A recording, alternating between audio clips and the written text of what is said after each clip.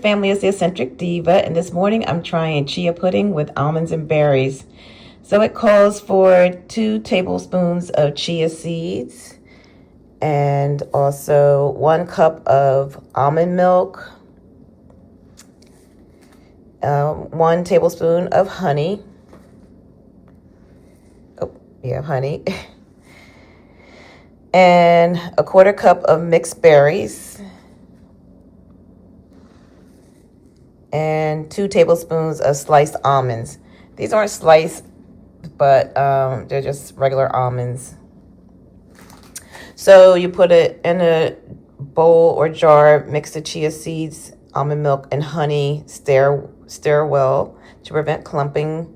Cover and refrigerate overnight. And then in the morning, top with the berries, sliced almonds before serving.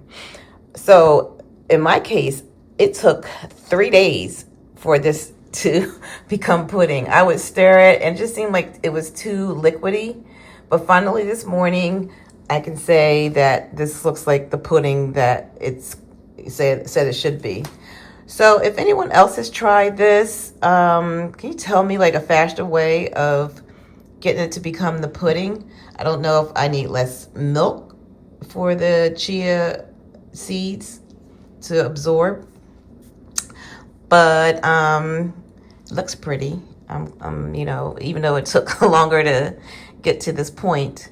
So that's what I'm sharing today, this chia pudding with almonds and berries. And of course the prep time, is really hardly any time. This is very simple.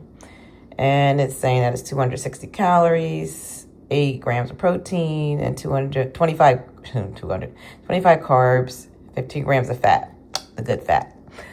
All right, so I will see you in my next video. Bye.